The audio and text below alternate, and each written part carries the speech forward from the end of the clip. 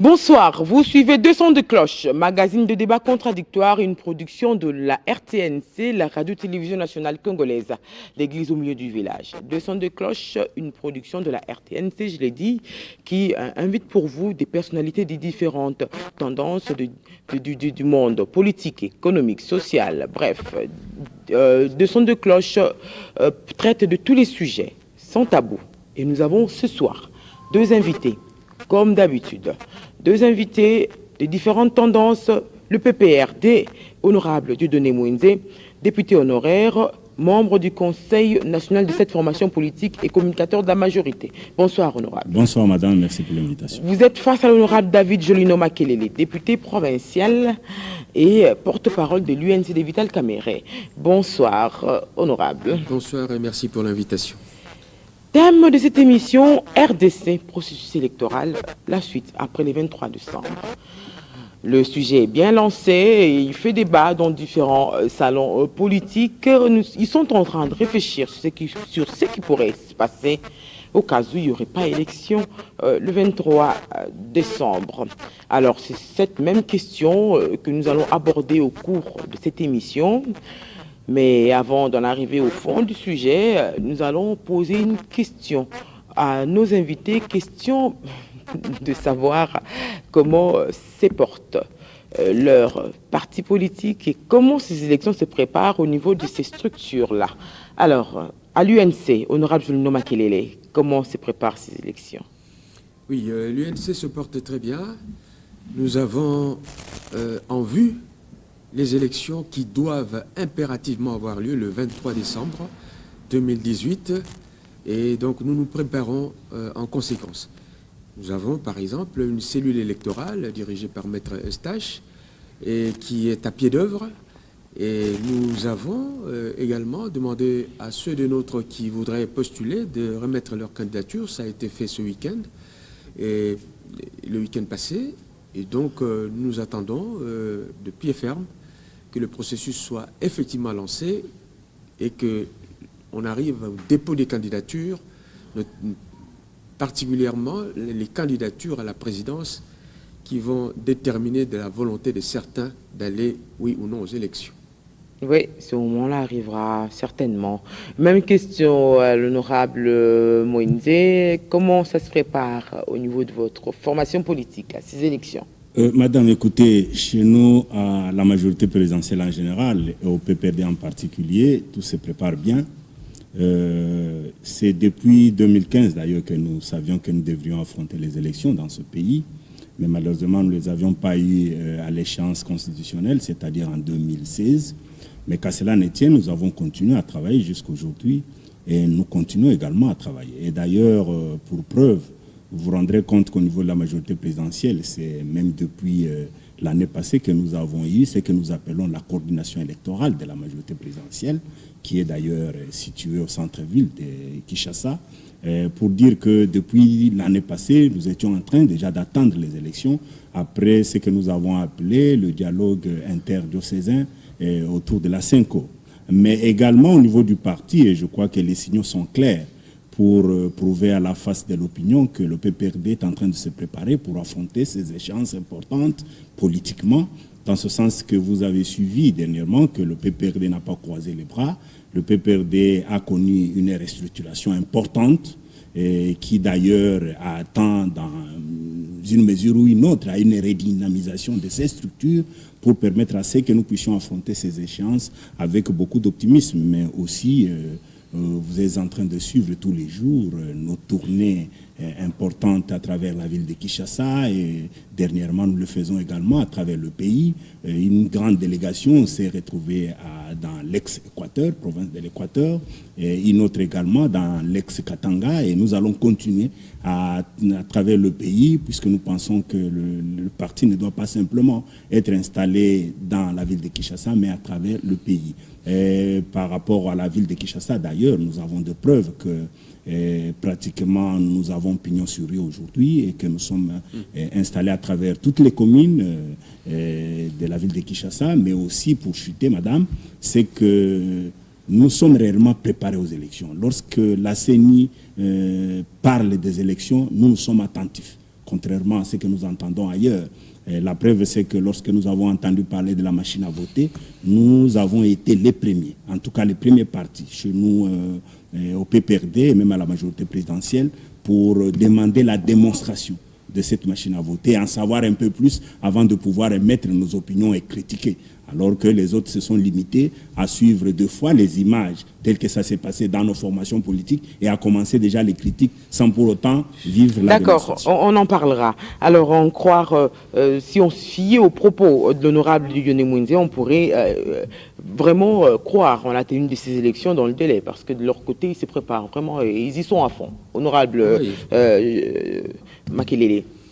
Oui, ils y sont tellement à fond qui nous disent qu'ils ont pignon sur rue, le PPRD. Je veux bien que les gens croient à leurs rêves, parce que quand on voit comment les gens se bagarrent à la fin de chacune de leurs réunions, pour 1000 francs, parce qu'ils viennent rarement pour des raisons de conviction politique. Les gens viennent pour chercher un peu de sous. 1000 francs après une rencontre politique, et je ne vous dis pas ce que ça donne comme résultat et comme image. Au moins, ils sont en pré-campagne. En pré-campagne, mais je vous dis, tout ce que vous voyez derrière eux, ce sont des gens qui viennent pour leurs 1000 francs. Et puis, ils vont leur expliquer plus. Ils vont nous expliquer d'ailleurs, j'espère que vous aurez l'occasion de le dire, pour quelles raisons on doit encore voter pour vous. Pour quelles raisons on doit voter pour votre candidat à la présidence de la République, et pour quelles raisons on doit vous donner la majorité. Il faudra bien expliquer ça aux gens qui mangent maintenant difficilement, qui savent se loger difficilement, les chailleurs, les bombeurs, les pousse-pousseurs, les infirmiers, les policiers, les enseignants. Il faut leur expliquer quelles sont les bonnes raisons pour qu'ils votent encore pour vous. C'est-à-dire, quelle politique pourriez-vous mettre que vous n'avez pas pu mettre en place en 17 ans de pouvoir? Non. La volonté politique d'organiser les élections, on sait la sentir. Attendez, quand même. S'il y a une volonté qui habite ces gens de la majorité, c'est la volonté d'y aller parce qu'il y aurait une machine à tricher. Et ça, c'est pas moi qui le dis. Ils se sont réunis avec les gens de la CENI dans un hôtel que je ne citerai pas. Et là, nous avons les éléments sonores qui ont été diffusés dans le monde entier, où les bons de la majorité ont fini par dire c'est la seule chance que nous avons de gagner, c'est cette machine à voter. Mais je vous dis, sans cette machine, ils n'iront pas loin. Mais ce qui est certain, c'est que le peuple attend ces élections. Fini les subterfuges, fini les jeux de glissement et consorts. Fini tous ces stratagèmes. Le peuple attend cette fois-ci les élections. Et nous attendons pour cela un signal fort, très fort. Avant le 23 juillet, il faudra que le fameux dauphin, que vous nous cachez depuis X temps, qu'il sorte enfin, ce fameux dauphin. Qu'on le voie, qu'on sente quelle tête il a, qu'est-ce qu'il veut, où il a été pendant les 17 ans où les Congolais ont vécu la misère. Il faut qu'on nous le montre, ces dauphins-là. Et enfin, il faut quand même se poser la question de savoir pourquoi ce doute-là autour du 23 décembre. Mais c'est parce que c'est eux. Madame, si ces sujets-là étaient mis sur la place, j'allais presque dire sur le plateau, c'est parce que les doutes, c'est eux qui inspirent les doutes. Ils ne respectent rien. Tous les engagements auxquels ils ont souscrit n'ont jamais été respectés. Ils signent de mauvaise foi. Même l'accord de la CENCO, qui était censé être vraiment une sorte de sésame, qui aurait pu permettre à la classe politique de se dire ouf. Mais non, ils l'ont biaisé. Ils l'ont biaisé au point que là, maintenant, ils sont sens dessus dessous. Ils se demandent par quelle voie sortir parce que finalement, le temps, ils n'étant pas maîtres du temps, ils voient les échéances approcher et ils sont en train de craindre. Donc, nous disons, l'élection présidentielle, les élections nationales, à la députation nationale, députation provinciale et à l'élection présidentielle doivent impérativement avoir lieu le 23 décembre de cette année. Il faut qu'il y ait une alternance démocratique dans ce pays. Il faut qu'on puisse être fier de montrer aux étrangers, à tout le monde, notre ancien président de la République, comme le font les Tanzaniens, les Ghanéens, les Botswanais et les autres. Mais il faut qu'on le fasse sans la machine, la seule qui puisse être appliquée en Afrique, qu'on voudrait nous faire avaler, c'est-à-dire dans aucun pays en Afrique. C'est un privilège pour vous peut-être. Dans aucun pays africain, on a mis ça en œuvre. Au Botswana, on a essayé, mais ils ont mis 10 ans à faire des essais dans les élections locales. Donc, ni en Europe, ni en Amérique, ni ailleurs. Le vote électronique. Le vote électronique. Et alors, au surplus... Je crois qu'avec les nouvelles technologies, on tend plus vers ce vote électronique que le... Madame, et ça permet même d'avoir les résultats les Européens, les Américains qui sont quand même les précurseurs de ces genres d'ingéniosité n'y ont pas recouru. Hein? Alors, même en Afrique, je dis, on veut être champion, mais soyez les champions dans la création d'emplois, dans le développement du pays, pas le champion dans une machine qui va mettre la classe politique en jeu.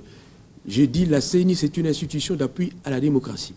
Elle doit chercher le consensus le plus large possible. Or, il n'y a que vous qui appuyez cette machine, vous de la majorité, parce que vous pensez y trouver votre compte. Voilà, la machine à voter s'invite dans le débat, on en parlera peut-être. Réaction honorable du Dieudonné Mwinze, 5 minutes. Non, madame, je voudrais d'abord informer l'honorable Makelele et l'UNC qu'ils ne peuvent pas nous apprendre comment il faut se préparer aux élections.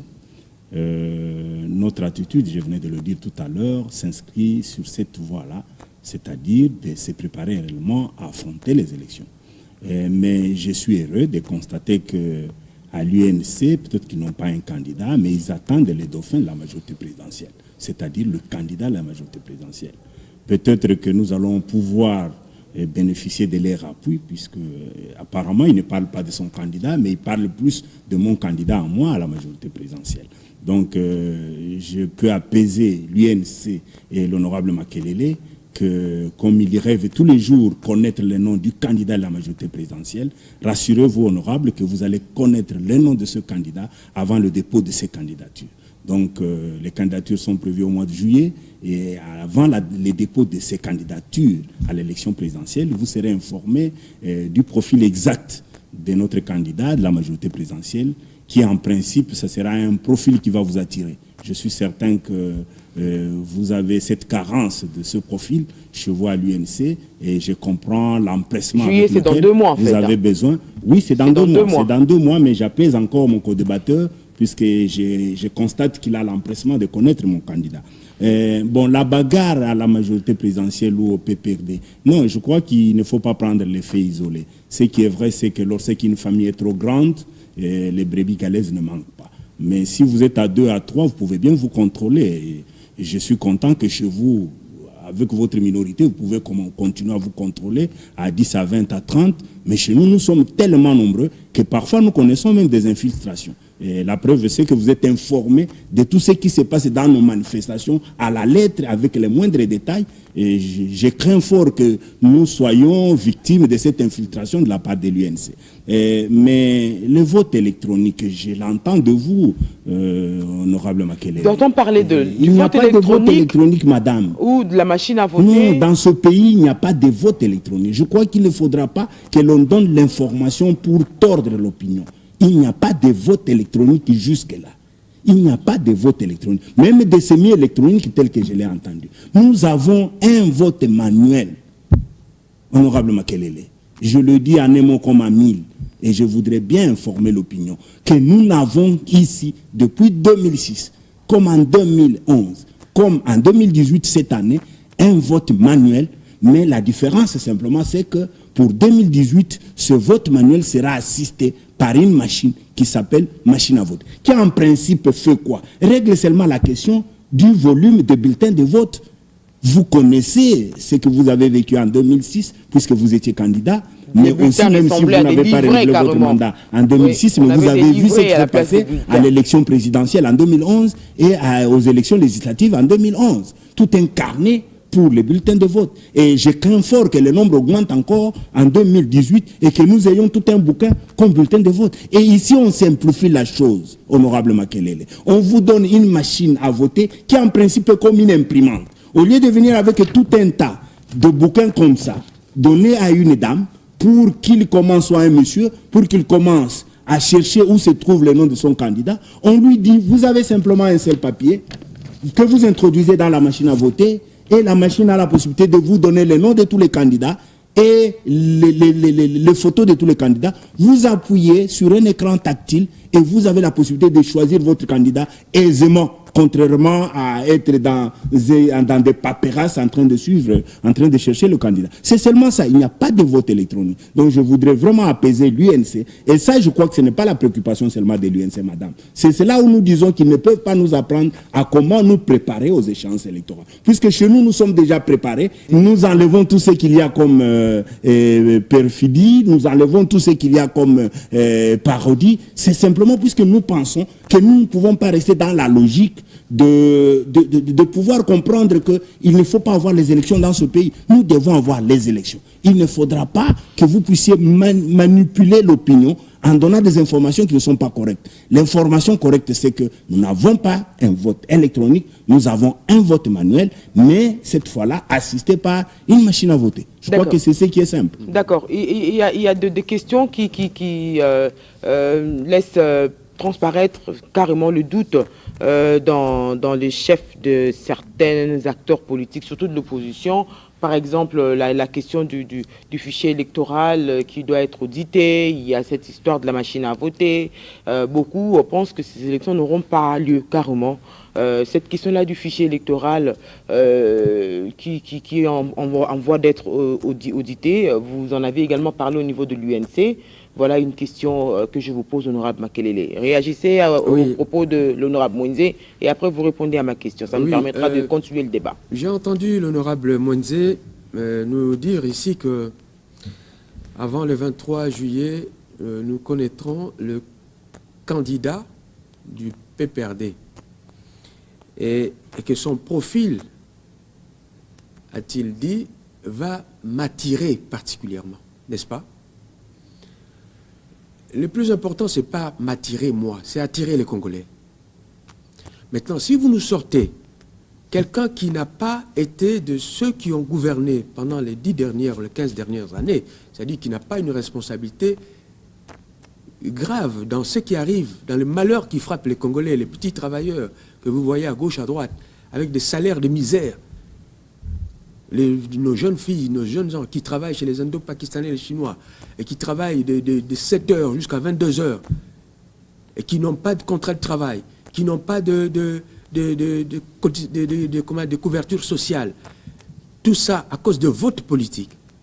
Si vous nous sortez quelqu'un qui n'a pas eu à mettre la main dans ce genre de politique-là, peut-être que vous pourriez attirer certains Congolais. Encore que ils savent que vous n'y arriverez pas.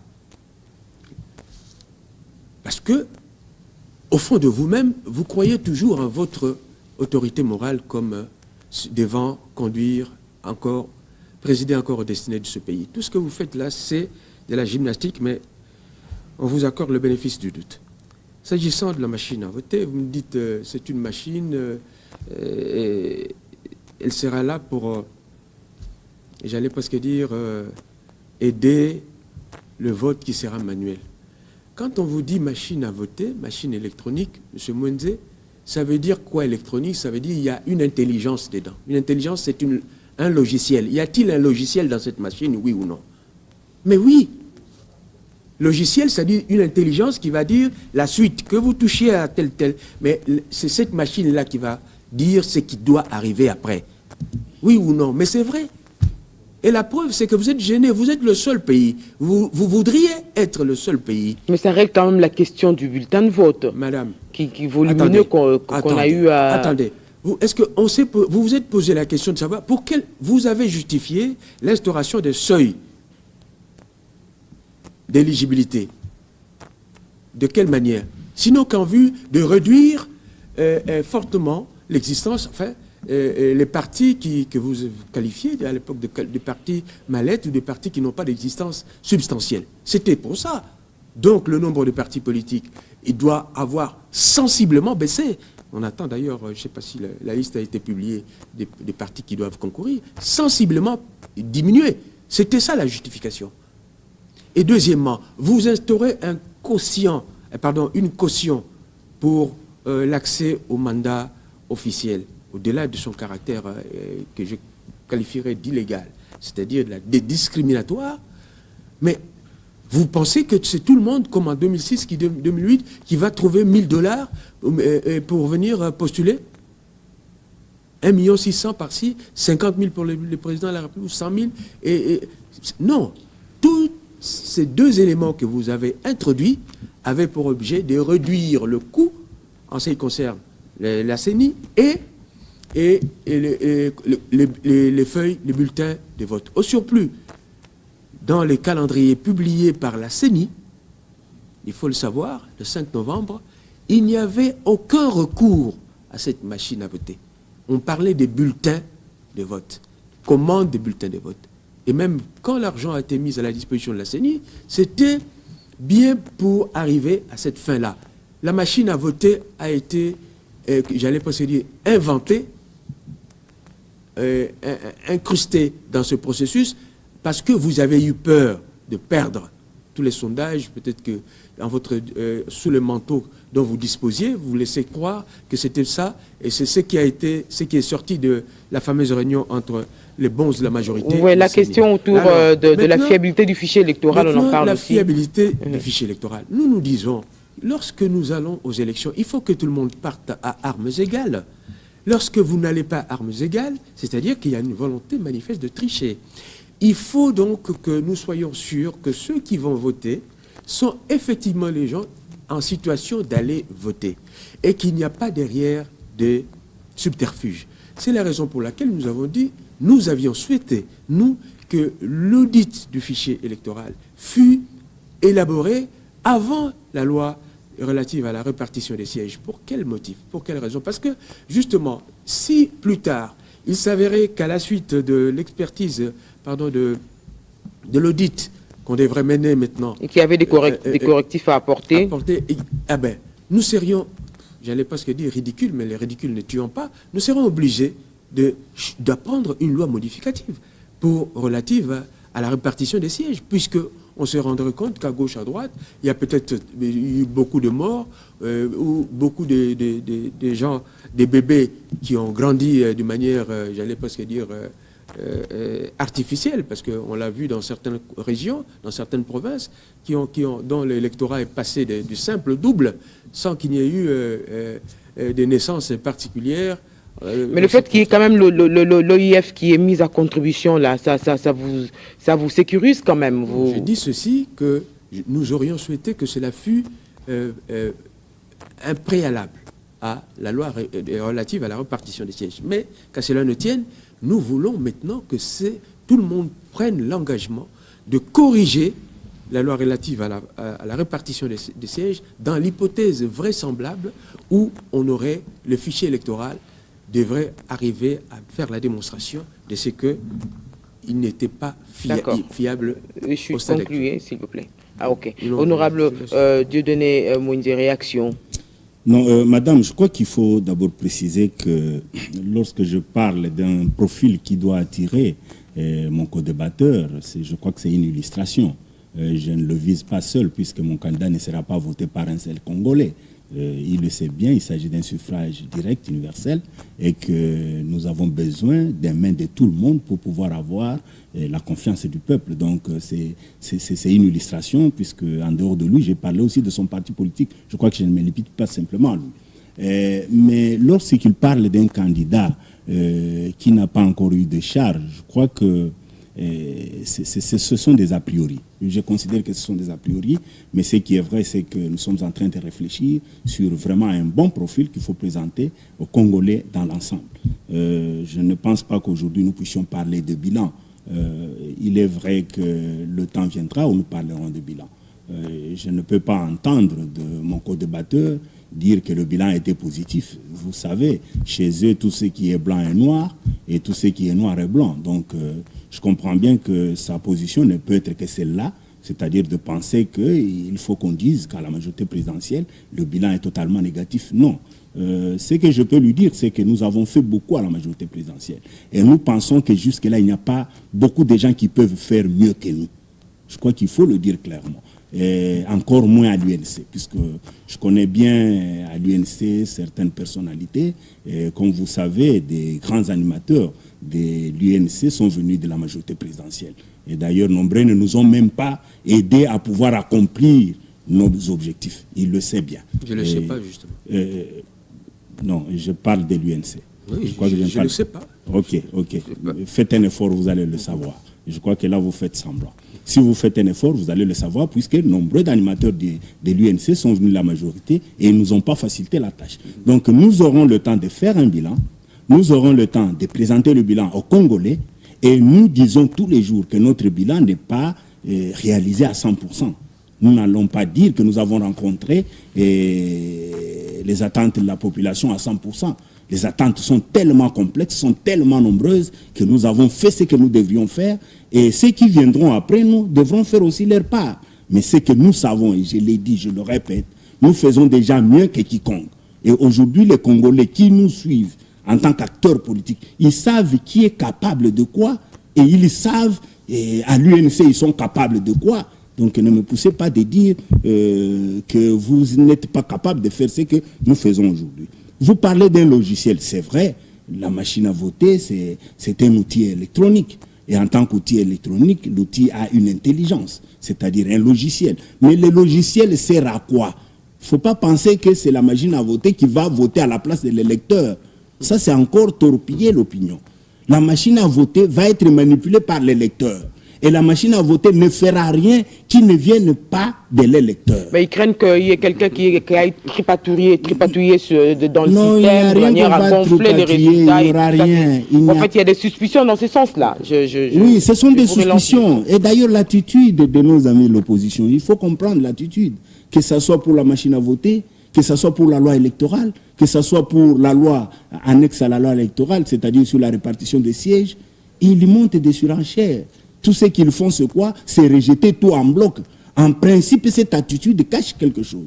Lorsqu'on parle de la loi électorale, d'emblée, sans pour autant lire, ils disent non, cette loi est favorable à la majorité présidentielle. Lorsque l'on parle de machine à voter, non, c'est pour la majorité présidentielle. Et lorsque l'on parle de la loi sur la répartition des sièges, vous constatez le comportement. Mais qu'est-ce qui se cache derrière ce comportement? C'est la peur des élections. C'est que moi je peux appeler entre guillemets l'électophobie, c'est-à-dire la phobie des élections. La phobie des élections ne peut pas se comporter comme ça sur la place publique. Je crois qu'il faut le faire de manière tout à fait sage et le cacher. Et je crois que ça pourrait aider le processus à avancer. Donc, votre peur d'aller aux élections est visible dans tout ce que vous posez comme acte. Mais chez nous, à la majorité présidentielle, vous pensez que le fait que nous nous préparons tous les jours pour affronter les élections, le fait que nous encourageons la CENI à nous amener vers ces élections, vous pensez que c'est le fait que nous faisions ça, que nous pouvons dire que nous sommes réellement de la CENI, ou que nous sommes en train d'encourager la CENI à voler, je crois, ou à tricher. Non, je crois que c'est une attitude responsable en tant qu'acteur politique, puisque nous savons que dans ce pays, nous avions amené les élections en 2016, chez nous à la majorité présidentielle, puisque c'est avec notre autorité morale dont vous avez parlé, qui a mené les élections dans ce pays. En 2011, c'est à cause également de la majorité présidentielle. Et nous comptons le faire en 2018. Mais puisque nous savons que sur le plan démocratique, nous ne pouvons que faire les élections pour parler de la démocratie. Si nous ne faisons pas les élections, je crois que nous allons nous éloigner davantage des principes démocratiques. Donc je voudrais vous dire que les bulletins à voter, c'est toujours un volume. Vous avez vu le volume en 2006, et ce volume s'est accru d'ailleurs en 2011, et nous avons l'impression qu'il peut encore s'accroître en 2018. Ça, c'est normal. Et vous parlez des partis politiques. On n'a pas diminué les partis politiques.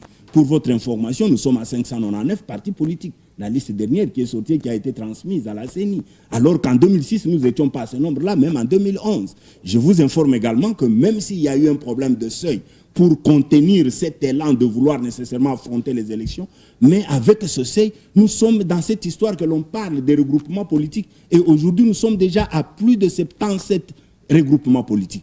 Et je suis en train de constater que dans les salons, même au moment où nous faisons cette émission, il y a des gens qui sont en train de se préparer pour créer encore des partis politiques alimentaires, pour créer encore des regroupements politiques. Donc, il ne faut pas que l'on pense qu'avec ça, nous allons réduire le volume de bulletins de vote. Je crois que la machine est là pour nous aider à répondre à cet impératif. Mais je termine en disant que lorsque la CENI nous propose la machine à voter, ce n'est pas une initiative qu'il ne faut pas encourager, puisque tout a été arrêté dans l'accord politique. J'ai l'accord avec moi, l'exemplaire. Et il est dit ceci au point 4.4, 1-dit ceci.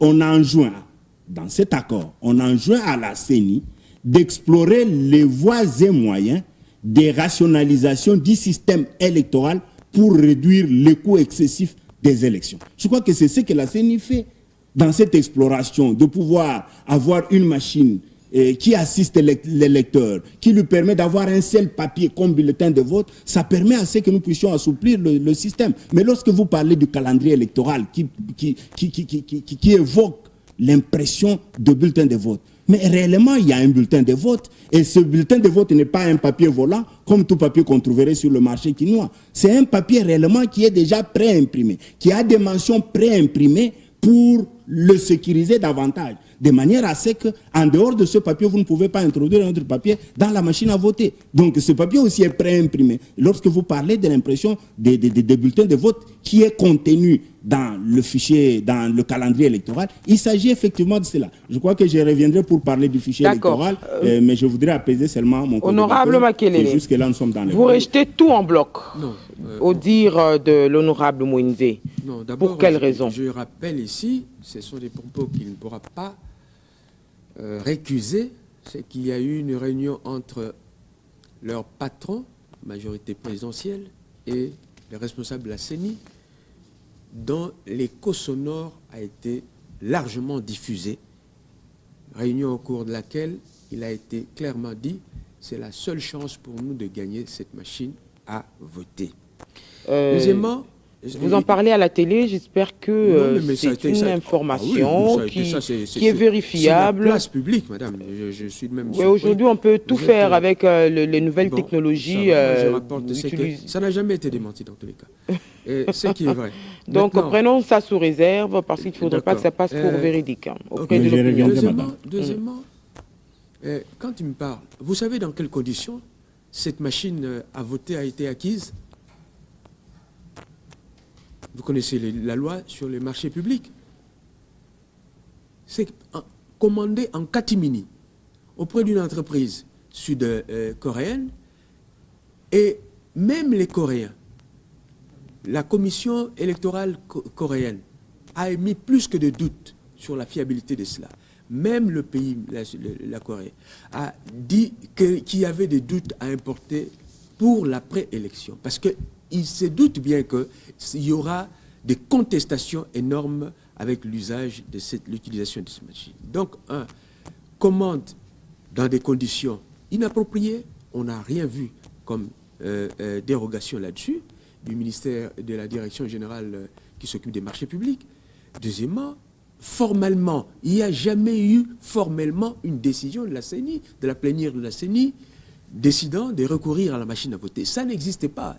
Un membre de la CENI l'a dit et il n'a jamais été démenti. C'est-à-dire que tout ce que vous avez voulu faire en catimini, en cachette, l'objet est clair, c'est obtenir que vous soyez élu, que vous restiez au pouvoir. Il y a des doutes sur le fichier électoral. Il y a des doutes autour de la machine à voter. Cela pousse vraiment à croire que vous-même, au niveau de l'opposition, vous êtes assez sceptique. Vous ne croyez pas non plus en la tenue de ces élections le 23 décembre.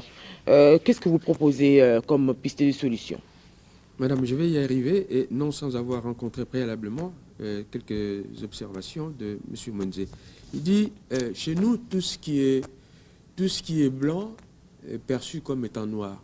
Mais ce qui est vrai, c'est que les Congolais, quand il fait noir, la nuit, c'est-à-dire parce qu'ils sont généralement sans électricité, ils voient noir quand il fait noir. Vous avez eu un des problèmes graves que vous n'avez pas suggéré, c'est justement les besoins sociaux de base. L'eau, l'électricité et j'en passe. Je me contente de cela, sinon je risque de faire mal à vos électeurs. Et pour ce qui est des gens qui viennent de chez nous, moi je veux bien qu'il y en existe, mais ce serait la preuve que ça ne marche pas chez vous, que la démocratie n'est pas là, que vos projets ne sont pas acceptés par le peuple et qu'il y a lieu donc de changer de camp. Et Dieu merci pour ceux qui ont fait ce chemin-là. Et changer pour venir faire autre chose. Mais oui, madame, monsieur Mwenze, mais nous ne serons pas les champions de la corruption. Nous ne le serons pas. Nous ne serons pas les champions du niveau de vie le plus bas, j'allais presque dire de l'Afrique. Non, nous allons changer tout cela. Et surtout l'autorité de l'État, nous allons le faire revenir en place. Il faut que l'État redevienne un État arbitre et où on respecte les moniteurs sur le plan moral, on respecte les policiers, on respecte les policiers ou militaires auxquels on ne payerait pas vos 100 000 francs qui les poussent à aller dans d'autres directions. Mais surtout pour revenir à ce que madame vient de poser comme problématique, nous disons, nous y allons. Il est encore temps. Pourquoi? Parce qu'il faut une élection, c'est un consensus. Mais la vraie question, pourquoi il n'y a que eux? Il n'y a que eux qui défendent cette machine. Pourquoi? Ils sont devenus les meilleurs défenseurs de la CENI, même lorsque la CENI va dans un sens qui n'est pas... Mais les contestations sont quand même profondes. Vous allez y aller. Ces contestations-là sont d'un genre profond. Vous allez y aller à ces élections-là comme ça. Y aller. Et si, je rappelle quand même ici que les bulletins, les commandes en question, lorsque la CENI a produit son calendrier, il n'était pas question de machine à voter. Il n'était pas question de machine à voter. Tout ce processus-là d'acquisition de bulletins jusqu'à l'élection, il n'y a pas de machine à voter dans ce processus, dans ce calendrier du 5 novembre. Et pourtant, la CENI était au courant de la disposition que vous venez de lire relative à l'accord. La CENI était au courant. Mais que ne l'a-t-il fait? Il ne l'a pas fait parce que justement, on n'y pensait pas. C'est juste au moment où les vents commençaient à tourner mal pour cette majorité qui commençait à sentir la perte de pouvoir venir à grands pas, qu'ils ont commencé leur stratagème avec cette machine à voter. Sinon, dans les calendriers, il n'y était pas question de cela. Et s'il devait en être question, j'ai dit tout à l'heure, comme il s'agissait d'un marché public, on devait respecter les dispositions légales relatives au marché public, les commandes devaient être passées conformément à la loi, ce qui n'a pas été fait, vous ne me contredirez pas. Donc c'est quelque chose qu'on a sorti comme ça, au hasard, sans même demander les dérogations à cet effet. Donc c'est clair que c'est une stratégie, stratégie des gens qui sont en déroute, en désarroi, et qui pensent que c'est la seule voie pour y arriver. Nous disons, nous devons cette fois-ci, faites l'effort cette fois-ci de respecter au moins ce calendrier-là. Parce que vous ne respectez jamais les engagements, vous le savez bien. Jamais. Vous avez dribblé nos amis de l'UDPS en France et en Espagne et en Italie. Vous avez dribblé nos amis du MLC aux concertations. Vous nous avez dribblé, nous, à l'EUA. Et vous avez dribblé, et nous, et les curés, à la Cinco. Alors, donc, on ne vous fait plus confiance. La bonne foi n'y est pas. Et c'est la raison pour laquelle nous ne voulons surtout pas entendre parler d'un énième dialogue. Non, nous avons fini avec le dialogue. Il y a un calendrier. Allons, tenons-nous à ce calendrier avec les modalités prévues par la CENI elle-même, puisque ces modalités ont reçu un consensus et que votre recours à la machine de voter n'est pas consensuel. 4 minutes, honorable Mwenze. J'ai dit tout à l'heure que les contestations sont quand même fortes. Il sera difficile d'aller aux élections le 23 décembre dans ces conditions. Non, les contestations, en principe, dans un processus normal, ne sont pas à éviter. Mais il semble que ce processus est en train d'être torpillé par nos amis de l'opposition et que certaines contestations sont fabriquées simplement. C'est-à-dire, en réalité, ce ne sont pas des contestations valables. Je ne voudrais pas que ici, mon co-débatteur, l'honorable Makelele, fasse croire à l'opinion qu'il n'y a que la majorité présidentielle qui soutient la CENI. Et d'ailleurs, je peux préciser que nous ne soutenons pas la CENI, mais nous collaborons avec la CENI comme une institution d'appui à la démocratie. Mais pourquoi vous pouvez être offusqué lorsque notre point de vue va dans le même sens que celui de la CENI? Je crois que nous avons aussi le droit de mettre un point de vue. Lorsque la CENI est en train d'explorer le système de machines à voter, et puis la CENI nous propose cette machine, nous avons un point de vue à émettre après démonstration. Mais il faut que l'opinion sache que l'UNC a un membre à la CENI. Oui. Il faut le dire. Vous avez dénoncé, un membre à la CENI que vous soutenez, s'il vous plaît, j'ai le temps de parole. Ce membre est à la CENI que vous soutenez, et vous soutenez également la CENI. Non. Puisque si vous n'aviez pas soutenu la CENI, vous auriez fait comme ce que vous avez fait au gouvernement. Puisque lorsque vous n'avez pas voulu soutenir le gouvernement, pour des raisons qui vous sont propres, vous aviez demandé à votre membre de l'UNC qui était au gouvernement de démissionner, de quitter. Mais aujourd'hui, jusqu'à preuve de contraire, vous n'avez jamais récusé votre membre qui est à la CENI. Ça veut dire que tout ce qui s'est fait à la CENI, c'est fait avec votre membre, c'est fait avec l'UNC, mais simplement vous ne prenez pas le courage de reconnaître ce qui s'est fait. Mais si vous pensez que tout ce qui s'est fait ne se fait pas avec votre membre, mais prenez le courage de le récuser, demandez-lui de démissionner comme vous avez fait avec Kangoudia. Mais vous ne le faites jamais. Bon, est-ce qu'il y a quelque chose qui se cache? Je ne sais pas. Mais je voudrais dire ceci, qu'aujourd'hui, pratiquement votre discours s'apparente à un discours populiste, puisque vous parlez trop de bilan. Je vous ai dit que nous ne pouvons pas revenir sur le bilan aujourd'hui, nous aurons un temps pour parler de bilan, puisque nous avons fait beaucoup que vous, à l'UNC, vous ne pouvez pas faire. Nous avons même raté de faire beaucoup de choses à cause de vos membres qui sont venus à l'UNC. Je vous l'ai dit. Donc je crois que je ne peux pas vous le dire autrement. Donc c'est une façon de vous dire qu'aujourd'hui, il faut vraiment vous gêner de parler de bilan, puisque quelque part, quand nous parlerons de bilan, nous allons gratter un tout petit peu vos membres de l'UNC, qui sont là aujourd'hui, même ceux qui ont été là hier. Puisqu'en principe, quand ils sont partis de chez nous, ils sont tous partis à l'UNC. Et lorsque vous parlez qu'à l'UNC, ils sont partis puisque chez nous, ça n'a pas marché, puisque ça veut dire que nous n'avons pas bien géré. Non, ce n'est pas ça la raison. J'en connais un peu plus, puisqu'en principe, comme vous l'avez dit, vous n'avez pas été à la majorité peut-être, et vous n'avez pas été au PPRD, mais nombreux sont partis de la majorité et du PPRD, des gens que je connais.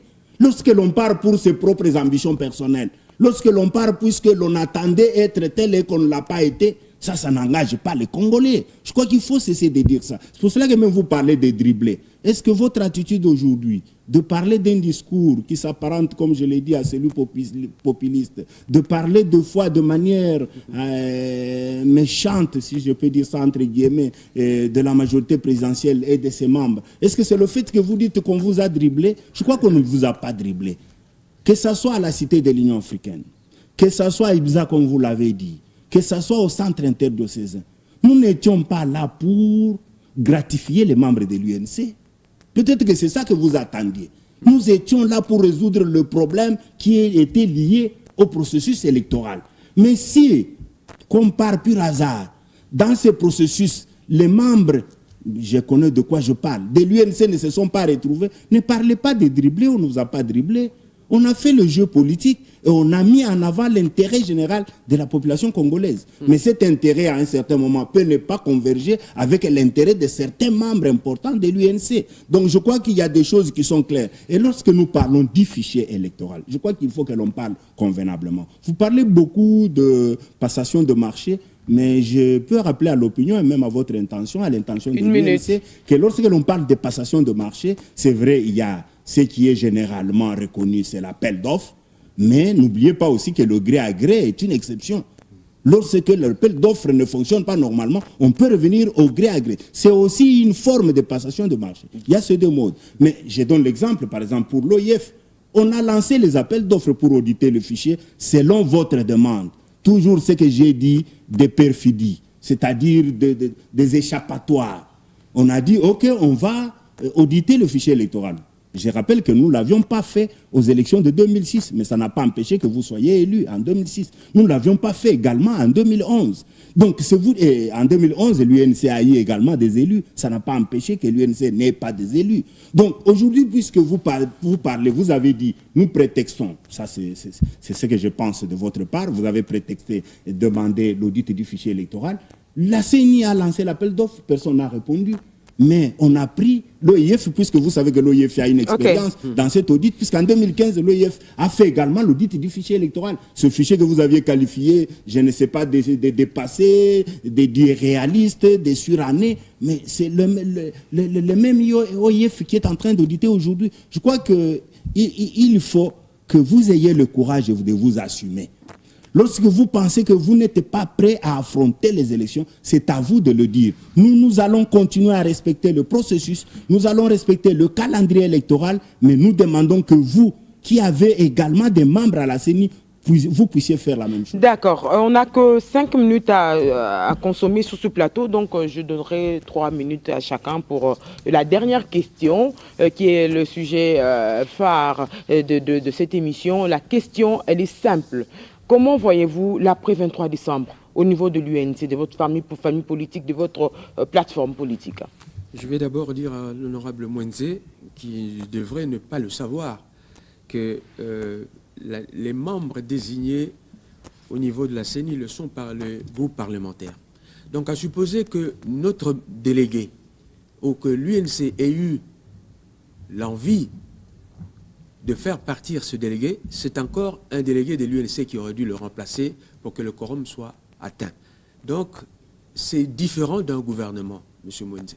Monsieur dit le gouvernement, on peut prendre un tel membre de tel parti et puis on le change pourvu qu'il soit d'une même connotation politique que celui qui était là. C'est pas pareil. Mais je vous dis ici, notre membre a fait une déclaration au terme de laquelle il n'a pas été contesté, qu'il n'y a jamais eu une décision formelle de la plénière de la CENI recourant à la machine à voter et il n'a pas été contredit. Deuxièmement, vous me dites, nous faisons un discours populiste. Mais oui, si le discours que nous tenons est basé sur ce que nous apprenons du peuple, j'accepte que ce soit populiste. Parce que le peuple, lui, souffre. Voyez-vous? Il souffre parce que quand il touche 100 000 francs, le policier, je le répète ici, avec ça, il doit payer $60 le loyer, nourrir sa famille, envoyer les enfants à l'école, soigner. Eh bien, si c'est ça populiste, j'accepte que ce discours-là réaliste soit populiste. Mais c'est votre bilan. Allez-y, vous devez répondre à ma question. Pour ce qui est du fichier, je termine par là. Le fichier de 2011 qui nous a permis d'avoir des élus, qui nous a permis plutôt de ne pas avoir le nombre d'élus qui était attendu. Ceci étant dit, pour être clair, nous disons 2018, 23 décembre, ça doit être la date des élections. Au cas contraire. Et il n'y a pas de cas contraire, c'est-à-dire que ces gens de la majorité sont en train de nous préparer, nous savons, préparer l'opinion à cette hypothèse. Elle n'existera pas. Le peuple n'acceptera pas ça. Je vous le dis, et nous ne sommes pas seuls à ne pas accepter cette énième occasion de dévier de la trajectoire fixée par le peuple. Vous ne respectez jamais les engagements, mais au moins respectez le calendrier de la CENI. Et pour cela, laissez la CENI prendre les dispositions qui soient consensuelles, c'est-à-dire qui permettent à tout le monde d'être au même pied d'égalité et qu'il n'y ait pas des élections basé sur la suspicion. Parce que là, avec votre machine à voter, les gens, que ce soit dans leur imaginaire, que ce soit dans le concret, les scientifiques qui connaissent ce que c'est qu'un logiciel et ce qu'on peut faire avec un logiciel, il n'y a pas consensus là-dessus. Donc il faut renoncer à cela pour que nous allions aux élections dans les meilleures conditions et que vous avez parlé de votre candidat. Écoutez, moi, je serais fier de le voir comme étant une nouveauté. Et pour le reste, ceux qui iront voter comprendront que si c'est le même regroupement qui a soutenu cette politique-là, qui nous sort un candidat qui a été de cette sérail-là, soyez sûr, ou qui est habité par la philosophie que vous avez. C'est-à-dire, avec cette philosophie, nous sommes les champions du monde de la corruption. Ce n'est pas moi. C'est l'indice Concluez, s'il vous plaît, qui le dit. Et c'est ce qui nous amène à un niveau de vie très bas, au bradage des actifs de miniers, de la Gécamine et consorts. Et bref, dans la situation où nous sommes avec Kinshasa, par exemple, eh bien, si ce candidat-là, il est de cette majorité-là, je crois que les Congolais le reconnaîtront facilement. Et ils sauront qu'on veut faire la même chose, même avec du... Vous montez les enchères. Alors, honorable Mwenze, 3 minutes pour terminer. Apparemment, le 23 décembre, tout devra s'arrêter ou les élections ou rien. C'est en fait ça, si j'ai bien compris les propos de l'honorable Makelele, c'est la population qui le dit. Je voudrais apaiser mon co-débatteur, l'honorable Makelele, que nous sommes plus déterminés à la majorité présidentielle par rapport à vous d'avoir les élections le 23 décembre 2018. Vous en parlez, peut-être que vous n'y croyez pas tellement. Mais nous en parlons et nous y croyons. Nous pensons que nous ne devons pas rater ce rendez-vous. Le 23 décembre 2018, nous devons avoir les élections dans ce pays. Mais, honorable Makelele s'est défendu sur un point. Je vais revenir sur la date du 23 décembre. Lorsque vous parlez de votre délégué à la CENI, vous êtes défendu, mais difficilement. Brièvement, nous avons terminé. Difficilement, mais vous n'avez pas convaincu. Puisque vous l'avez fait au gouvernement en tant que parti politique, mais vous pouvez également le faire à la CENI en tant que parti politique. Puisque le MLC l'a fait avec son candidat. Je crois que le MLC l'a fait et son candidat est parti, il a été remplacé. La majorité présidentielle, par le trichement du PPRD, a fait la même chose. Non, ça a été toujours le même parti. Non, je crois que là, vous n'avez pas convaincu. Mais lorsque vous parlez des échos sonores, les échos sonores n'ont pas tablé nécessairement sur la machine à voter. Je crois que vous l'avez entendu, mais nous également, nous l'avons entendu. Mais on a beaucoup plus parlé des seuils de représentativité. Je crois que ça n'a pas été le cas tel que vous en parlez. Mais je pense, s'il vous plaît, je pense qu'il faut vous mettre dans la logique des élections. Nous pensons que nous ne devons pas rater ce rendez-vous. Nous aurons les élections le 23 décembre. Mais s'il peut y arriver qu'il y ait un événement exceptionnel, ce qu'on appelle le fait des princes. Puisque ça peut arriver, il faut envisager ça. Fait du prince. Oui, le fait des princes, ça peut exister. S'il y a des faits de princes, s'il y a une situation exceptionnelle, difficile à gérer. Mais je voudrais aussi dire qu'il n'y a pas simplement ça. Il y a aussi votre attitude de vous-même en tant qu'opposant. Vous ne facilitez pas la tâche à la CENI, alors que vous avez des représentants à cette institution. Vous ne facilitez pas le processus, puisque vous dites non à tout. Lorsque vous dites le fichier électoral, il fallait attendre l'audit. Mais vous retardez le mécanisme. Vous savez que lorsque vous voulez retarder l'adoption de la loi sur la répartition des sièges, vous retardez également le processus et de plus en plus vous nous éloignez du 23 décembre 2018. Vous ne savez pas ce comportement. Mais lorsque vous dites que c'est ridicule en République démocratique du Congo, lorsque l'on a voté une loi sur la répartition des sièges qui n'est qu'une annexe à la loi électorale et que l'on se rende compte après l'audit du fichier qu'il y a un chiffre qu'il faut rectifier dans telle circonscription ou dans telle autre circonscription. Mais en quoi cela c'est ridicule? Puisque la loi électorale elle-même, nous l'avons déjà révisitée combien de fois? Est-ce qu'amender une loi, ça serait ridicule pour les Congolais? Non, je pense qu'il faut que l'on avance. Et lorsque vous réclamez, puisque nous savons que ce sont des prétextes, on vide tous ces prétextes pour vous ramener au processus, sans pour autant rester attardé à ce que vous faites. Merci, honorable Jolino Makelele. Merci, honorable Dieudonné Mwenze. Les sujets restent ouverts, le débat est lancé. On va continuer avec le même thème prochainement. Merci encore à vous d'avoir été des nôtres ce soir. Et à vous tous qui nous suivez de partout, à travers le monde. La RTNC, l'église au milieu du village, est à votre service. Et vous retrouverez des sons de cloche jeudi minuit. D'ici là, portez-vous bien et bonne suite de programme en compagnie de la RTNC. Bonsoir. Bonsoir.